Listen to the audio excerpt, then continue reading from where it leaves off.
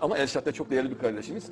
Azerbaycanlı, o da çok şevkli. Evet. Türk İslam Birliği'ni savunan, Azerbaycan'la Türkiye'nin birleşmesini isteyen çok heyecanlı bir kardeşimiz. Azerbaycan'da çok güzel faaliyetler yapıyor.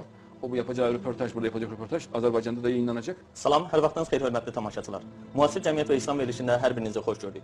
Bu gün biz həmişə olduğu kimi Bakı studiyalarından deyil, Türkiyənin İstanbul şəhərindən dünyanın ən çox tanınmış, sevilən və bəzilərinin, daha doğrusu darvinistləri lərzəyə salan bir şəxsin yanından sizin evlərinizə qonaq oluruq. Həmin o şəxs isə Harun Yəki olaraq tanınan Adnan Oktardır. Bəli, Harun bəy, sizinlə yenidən görüşməyimizə çox şad olduq. Hörmətli Adnan bəy və yaxud da Harun hocamız deyəlim inşallah. Və yaxud da Harun hocamız deyəlim inşallah. Türkiye'nin gündeminde Adnan Oktar var, örgütü var. Gözaltına alındı, çok sayıda kişi gözaltına alındı ve siz de ona bir zaman en yakın isimlerden biriydiniz. 7 yaşında, 10 yaşında, 14 yaşında, 17 yaşında kızlara yapılan tacizler var.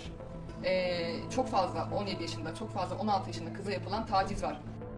Salam əziz izləyicilər. Siz də yaxşı bilirsiniz ki, Elşad Miri də Azərbaycanda şiəlik əleyhinə dayanmadan təbliğat aparanlardan biridir. Şiə əleyhinə təbliğat aparanların necə iyrənci olduğuna dair müxtəlif videolar hazırlayıb təqdim etmişik. Bu siyahıya da kişi fahişəsi olan Elşad Mirini də əlavə edirik. Həmçinin qeyd edək ki, Elşad Miri Fazil Mustafanın ən yaxın dostlarından biridir. Bəziləri bəlkə düşünə bilər ki, Elşad Miri din xadimidir. Axı o necə sütunyor ola bilər? Biz hər zaman dönə-dönə qeyd edirik ki, siz şəxsin özünü deyil, o şəxsi kukla kimi oynadan əlləri görməlisiniz. Bəs o əllərin sahibi kimdir? Elşad Mirini illər öncə Azərbaycanda məşhur edən Adnan